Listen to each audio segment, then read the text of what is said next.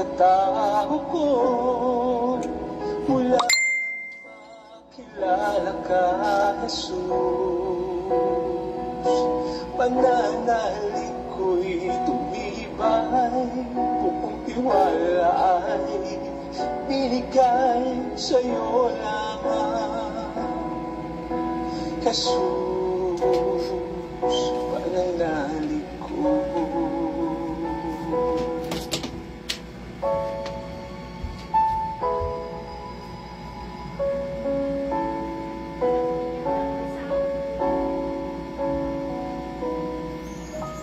Nabuhay sa kasalanan ang puso ko, pag-ibig ko'y hindi ilahan sa'yo. Mahina sa tukso ang pagkatao ko, pananalig ko sa'yo'y hindi siniseryoso.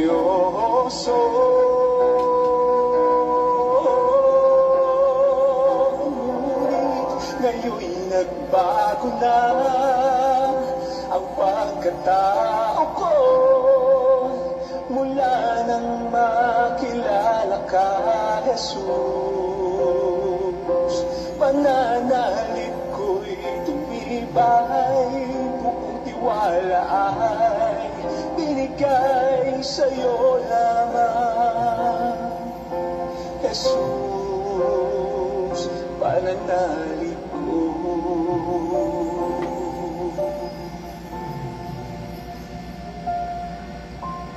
Sa'yo lamang, Jesus.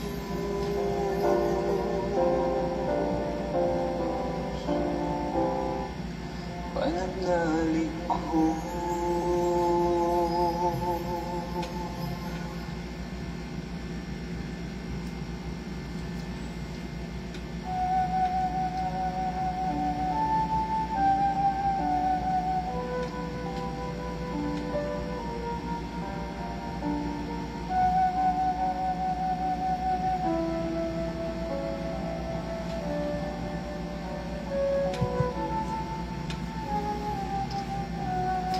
Sa ngalan ng Ama at ng Anak at ng Espiritu Santo. Amen. Purihin ka mang Diyos na makapangyarihan sa lahat. Ang iyong pangalan na makapangyarihan, ang iyong pangalan na patuloy naming nilalapitan, lalo na sa panahon na kaming nanghihina. Ang iyong pangalan na nagbibigay ng pag-asa sa bawat isa. Maraming pong salamat, Ama, sa pangalan ng Panginoong Hesus at patnubay ng iyong Espiritu. Sa araw pong ito, napakabuti mo, O Diyos, sa lahat ng pagkakataon. Nawa, sa mga oras na ito, ang iyong banal na Espiritu ay nandito sa bawat isa. Puspusin mo ko yung banal na Espiritu, Panginoon. Lumalapit ako sa iyo na may kababaang loob at humihingi ng kapatawaran sa aking mga pagkukulang, kasalanan na nagawa sa mga nakalipas na oras. Sa oras pong ito, tanging kapuspusan lamang ng iyong banal na Espiritu. Ang iyong salita, ang iyong pangalan lamang ang maitaas. Gayon din, Panginoon, dalangin ko ang makakarinig ng mabuting balita. Puspusin mo din sila, Panginoon, ng Espiritu, upang sa ganoon mabuksan ang kanilang spiritual na mata, spiritual na tenga, upang ang mensahe ng mabuting balita ngayon ay isang binhi na matanim sa aming puso. Panginoon, wala kaming magagawa kung wala ka. Iparamdam mo sa amin sa araw na ito ang kahalagahan ng bawat salita mo. Mga salita mo magbibigay sa amin ng kapangyarihan, magiging sandata namin sa mga tuksong lalapit sa amin sa araw na ito, na mapaglalabanan lamang namin kung lagi naming isasagawa o isasabuhay ang bawat aral sa iyong mga salita, Panginoon. Maraming pong salamat. Patuloy kang kumilos ang iyong banal na espiritu sa mga darating pang oras. Ikaw lamang ang maitaas at mabigyan papuri. Hallelujah, hallelujah. Ang lahat ng ito'y dalangin ko po sa iyo, Ama, sa pangalan ng iyong anak na Panginoong Jesucristo at sa patnubay ng banal na espiritu. Amen. Sa ngalan ng Ama at ng Anak at Espiritu Santo.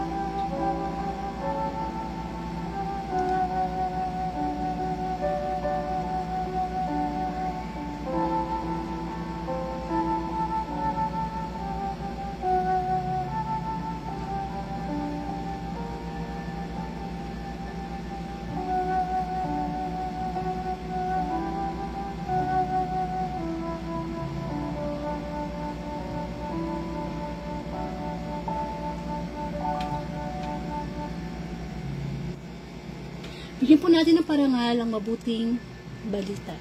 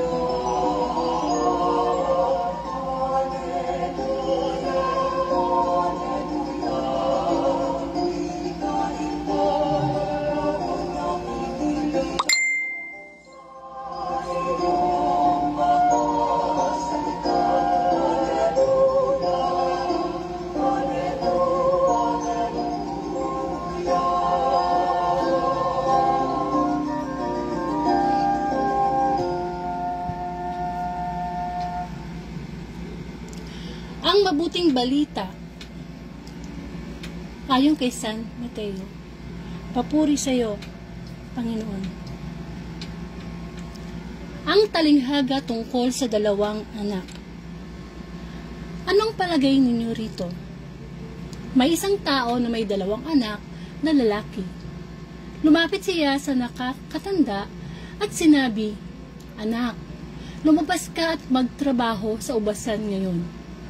"Ayoko po," tugon niya. Ngunit nagbago ang kanyang isip at siya'y naparoon.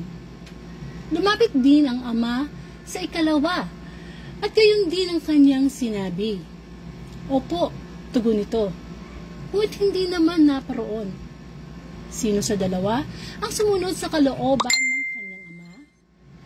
"Ang nakakatanda po," sagot nila.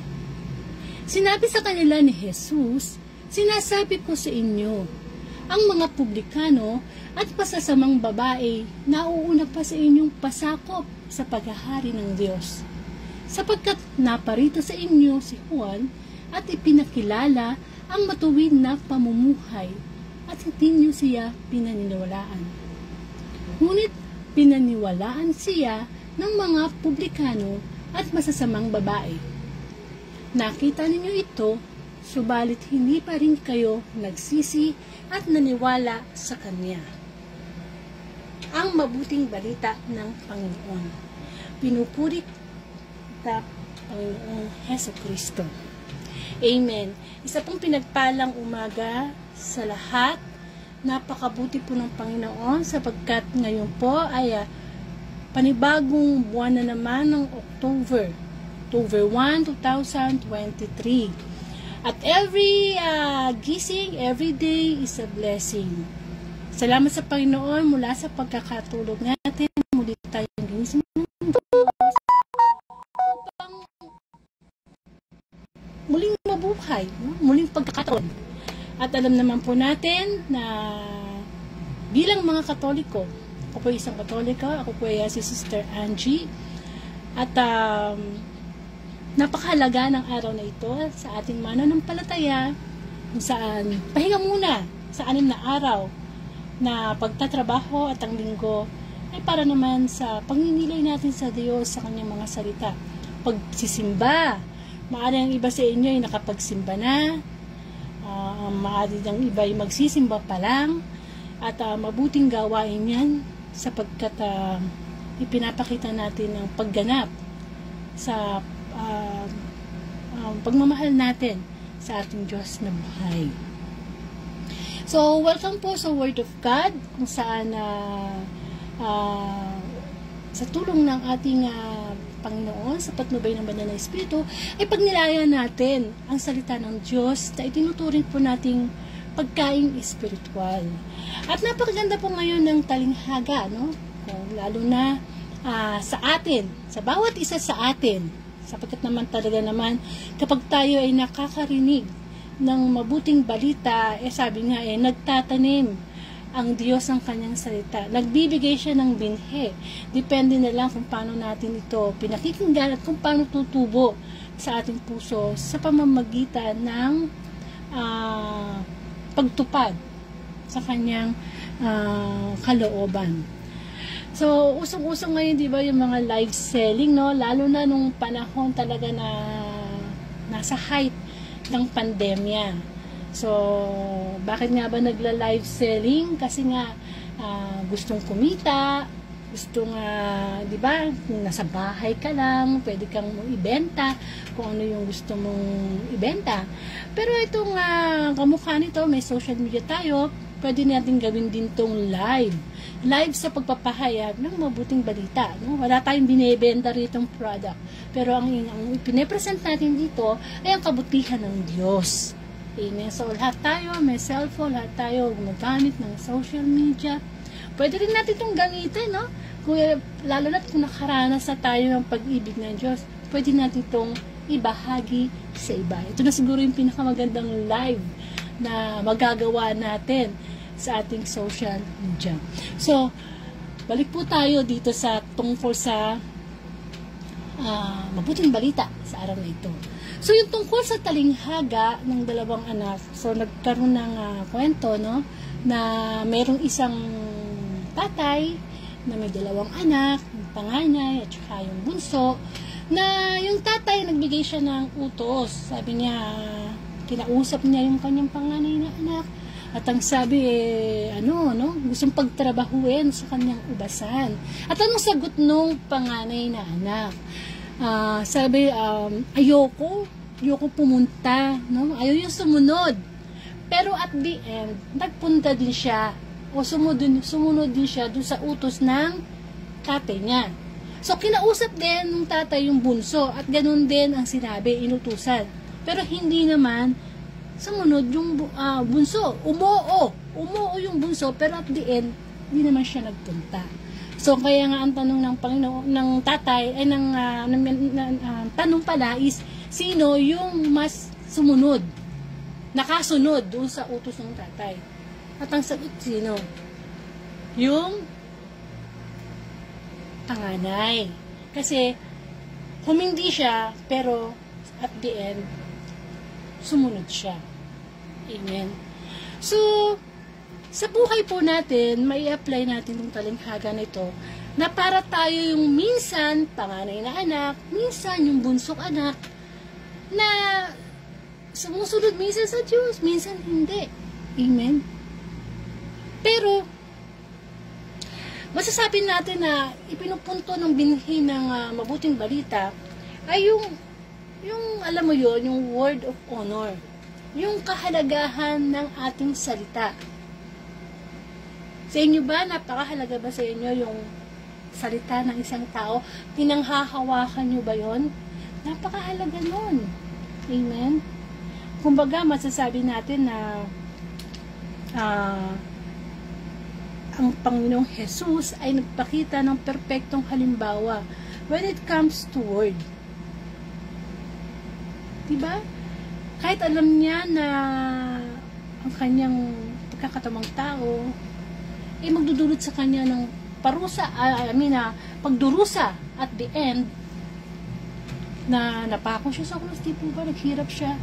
Pero tinupad niya yung kanyang tugon sa ating Ama, na susunod siya sa kanyang sa kalooban ng Ama. kahit masakripisyo pa niya ang kanyang sarili, alang-alang lang sa atin upang tubusin ang ating mga kasalanan. Amen. Alam nyo, kapag tayo ay nagbibitaw ng salita, hindi basta bitaw yan ng salita. Lalo na kung yung pananalita natin inaasahan ng ating kapwa, lalo na ng ating Diyos. Sabi nga wag daw tayong mangangako. Huwag tayong mangangako, yung bang sasabihin na, ay, ipinapangako ko, gagawin ko to, ganyan, ganyan. Lalo na pag nangungutang, no, nangangako na babayaran kita sa ganitong araw. Di po ba? Huwag po tayong mangangako sa ating pananalita. Sabi nga ng Biblia, kung oo, oo, kung hindi, hindi. Sapagkat ang pangako, meant yan na mapako. Dahil hindi naman natin sigurado kung darating pa yung araw na yun na sinabi natin, no? So, kailangan yung ating salitang binibitiwan ay matupad natin. Amen? So, sa ating pong buhay pang araw-araw ay may encounter natin yung mga iba't ibang pagsubok. Ngayon, kung tayo ba yung nakakilala na sa Diyos, di ba, sinasabi natin na, oh Lord, susunod ako sa iyo. Oh Lord, maglilingkod ako sa iyo. Pero pagka dumadating na yung mga pagsubok, doon na yung mga time na hindi natin natutupad yung ating sinabi sa Diyos. No, parang no? Parang yung anak doon sa kalinhaga. Ang bawat araw na inilalagay natin dito sa mundo ay napakahalaga. Kaya dapat lamang na ang ating mga binibitiwang salita ay ating siniseryoso. Kasi nagbibuild yan ng trust Hindi ba pagka pinagkakatiwalaan mo yung isang tao, kapag sinabi niyang ganyan, hindi mo na kailangan ng collateral o kung anumang patunay, natutuparin niya yung kanyang sinabi. Salita pa lang niya. Pundasyon na ng tiwala mo. Ang pagsunod natin sa Diyos, sabi nga hanggang sa huli. Ang nagtitiis hanggang sa huli ang maliligtas. Alam nyo, nasagi lang sa aking isip, yung senaryo na yung Panginoong Jesus nakapako sa krus at may dalawang magnanakaw. Yung sa kanan niyang magnanakaw talaga namang masama. Siguro, sabi natin na buong buhay niya naging masama siya Pero nung time na pako na sila sa krus, di ba humingi siya ng tawad sa Panginoon. Kinilala niya ang Panginoong Jesus ang tagapagligtas at the end of his life. Ano ibig sabihin nun? Tayong mga tao, it doesn't matter na 10 taong ka nang naglilingkod sa Diyos, pagkatapos at the end, nag-backslide ka, naging masama ka, or kamukha nga na sinabi dito sa mabuting balita, sinasabi ko sa inyo, ang mga publikano at masasamang babae nauuna pa sa inyong pasakop sa paghahari ng Diyos. Ibig sabihin, ang tinitingnan ng Diyos ay kung ano ka ngayon, yung present, hindi yung past. Kasi kung ang judgment ng Diyos ay yung past mo, wala na para tayong pagkakataong magbago sa kasalukuyan. Amen? Kaya binibigyan ng hope ng Diyos ang lahat ng mga makasalanan na pwede tayong magbalik loob sa Diyos ngayon mismo. Ngayon mismo. Diba kamukha ng ipinangako ng Panginoong Jesus sa magnanakaw? Ngayon din, dadalhin kita sa paraiso. Amen? Kaya lang syempre, since hindi nga natin alam kung anong mangyayari sa bawat minuto na darating sa ating buhay, di ba, minsan alam naman natin ang kamatayan, hindi naman natin alam kung kailan darating yon, ang aksidente. Kaya kailangan sa bawat araw, sa bawat minuto ng ating buhay, tayo ay nakapag-yes na kay Lord na magbabago. Sabi nga, patay ang pananampalatayang walang gawa. Amen. Kaya ang gusto ng Panginoon, tinutugon natin ang kanyang utos sa pamamagitan ng pagsunod sa kanya. Napakabuti ng Diyos sapagkat sa bawat araw, gusto niyang maging kakangis tayo nung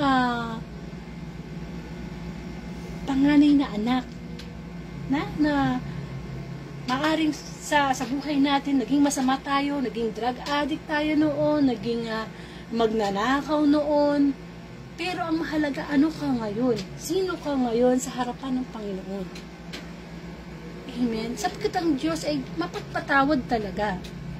Pero wag na nating hintayin na sabihin natin si Lord, mapagpatawad naman pala si Lord.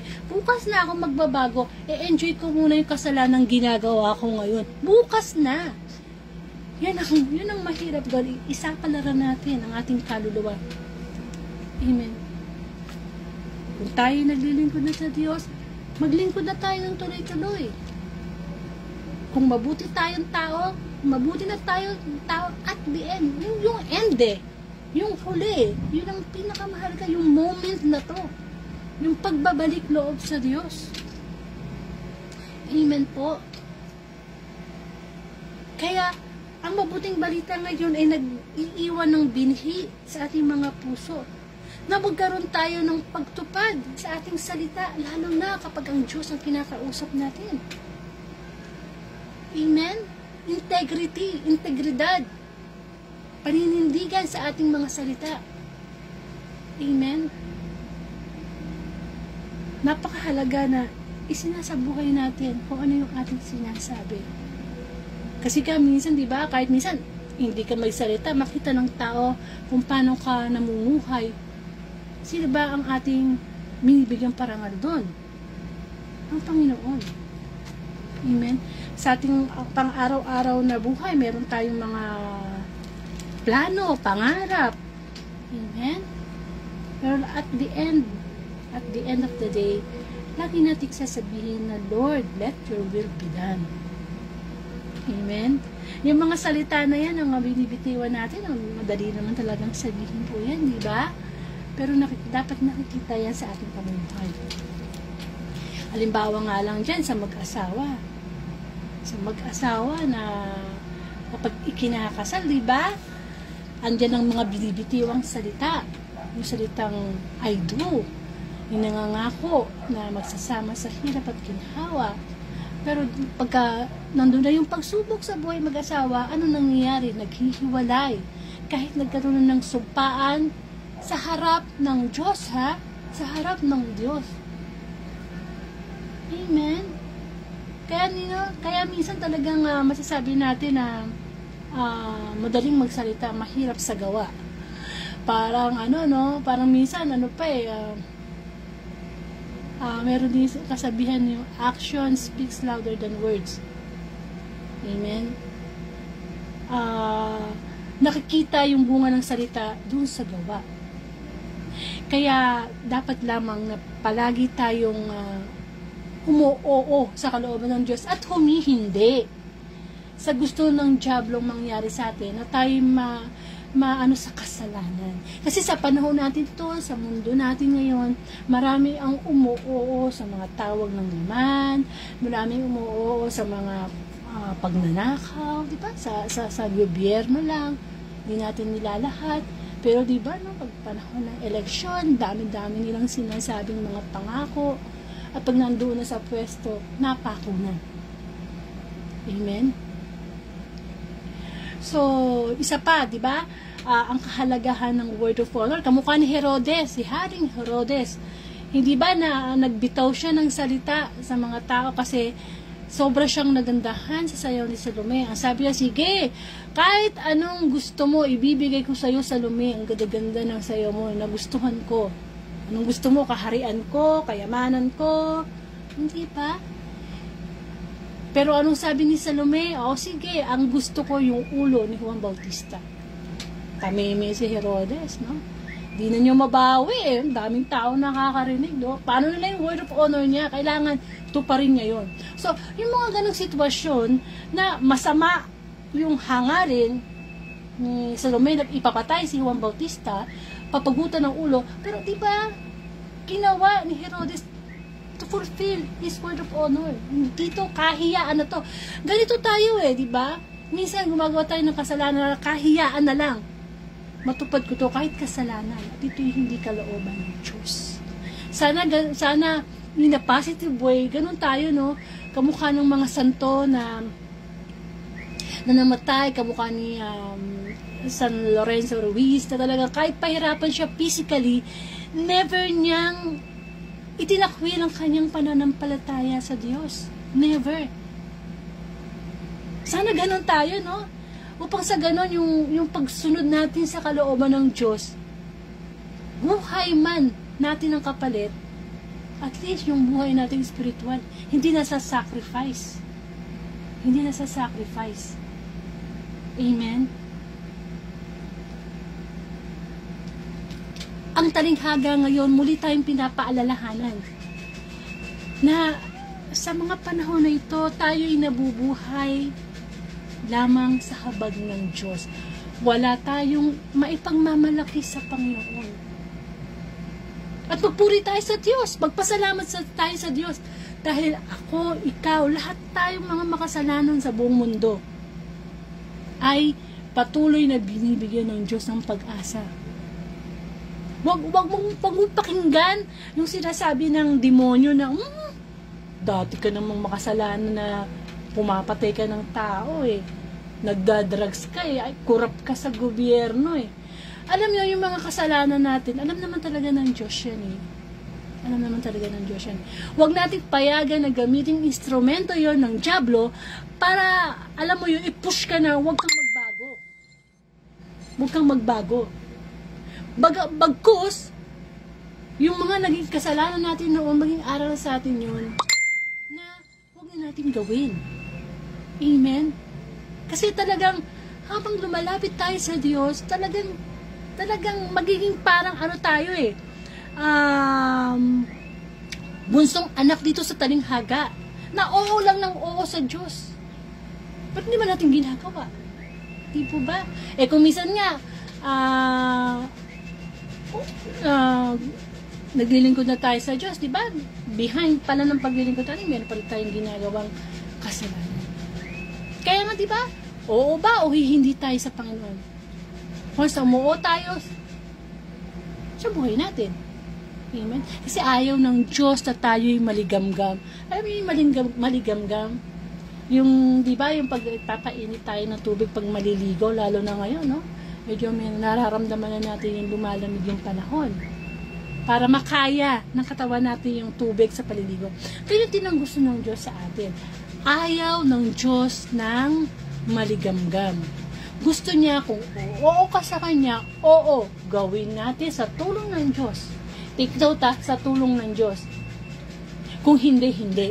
Hindi yung masama tayo ngayon, mamaya mabuti tayo, bukas masama na naman. Hindi ba? Isusuka tayo ng Diyos kapag ganyan. Amen? At tulad nga na sinabi ko kanina, na wag tayong mangangako. Kung hindi tayo sure, sasabihin natin, huwag na lang tayo magsalita. Sabi nga, diba, no, pag marami daw may sinasabi, mas maraming chance na magkamali. Amen.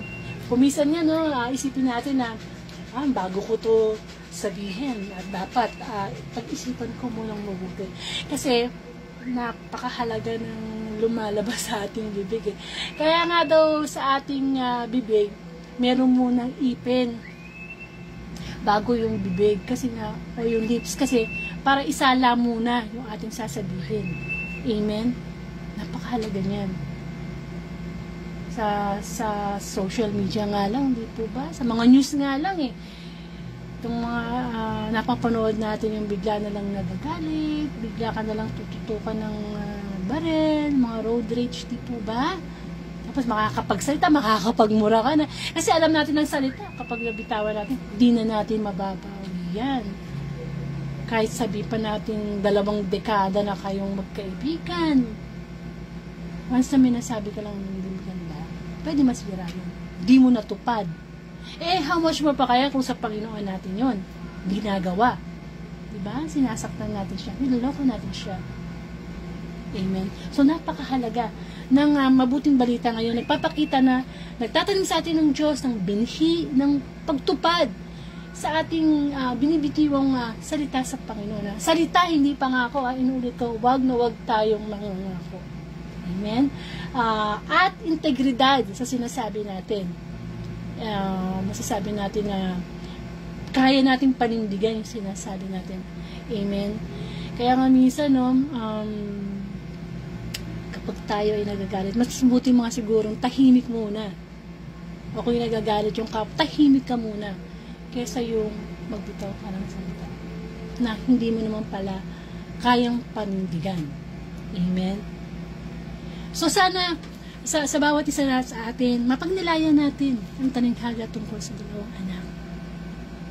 Mas mabuti na nag-yes tayo na sumunod kesa ng yes hindi na sunod. At mas mabuti pa rin kung natutupad na natin yung sinasabi natin at nasa sa buhay natin. Mas nakakalugod sa Panginoon yun. Di po ba na sinabi mo na, tinupad mo pa. Di po ba na napakabuti ng Diyos. At talaga namang ang bawat salita ng Diyos ay talagang tinutupad ng Diyos. Walang pangako ang Diyos na hindi tinupad. Kung tutusin nga, ang Diyos lamang ang tanging may karapatang mangako dahil siya lang yung nakakatupad ng pangako. Amen. Napapanindigan niya. May integridad ang salita ng Panginoon. Amen. Alam naman tayong tao, di ba? Mga pabago-bago tayo ng isip. Depende sa sitwasyon ng buhay, depende sa pagsubok kung paano ko matutupad yung tawag dito, pagpugon sa Diyos. Kanina nga lang nakikinig. I-share ko lang yung napakinggan ko kanina doon sa homily. Yun nga yung sa kasal, no? Dapat daw alisin na. Yung sa pagkasal, yung, di ba, yung pagkinakasal yung babae at lalaki, meron silang mga binabasa na mga love notes or, di ba, nagbabatuhan sila ng matatamis na pangako sa isa't isa. Dapat wala na raw yun. Sapat na yung nangyayari sa kasal na yung talagang normal lang nung talagang nangyayari. Ngayon lang naman pumasok yung mga ganyan eh. Di ba no, nung kinasal naman tayo, ako, wala naman kaming ganyan eh. Yung palang sapat na sinasabi ng pare na magsasama kayo sa hirap at ginhawa, sa lungkot at ligaya, at tanging kabatayan lamang ang makapaghihiwalay sa inyo. Diba? O ano yung mga sweet words kung pagkatapos maghihiwalay din naman kayo? Nasaan yung pangako? Nasaan yung pinangako nyo sa harap ng Diyos? Ayun. Ibig ko sabihin, sa harap tayo ng Diyos kasi tayo ay nagsumpaan. So dapat wala na pala yun, no?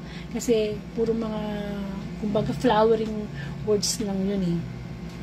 So, ang pagtugon sa salita ng Diyos ay nakapagbibigay ng kagalakan sa atin. At lagi tayong magpasalamat sa Diyos sapagkat tayo mga makasalanan ay talagang binibigyan niya lagi ng pagkakataon na magbalik loob. Okay? Alam natin dapat lagi yung technique ng Diablo. Mahal tayo ng Diyos eh. Diba? Mahal tayo ng Diyos eh. Alam nyo, kapag tayo humihingi ng kapatawaran sa Panginoon, pinapatawad naman tayo yun eh.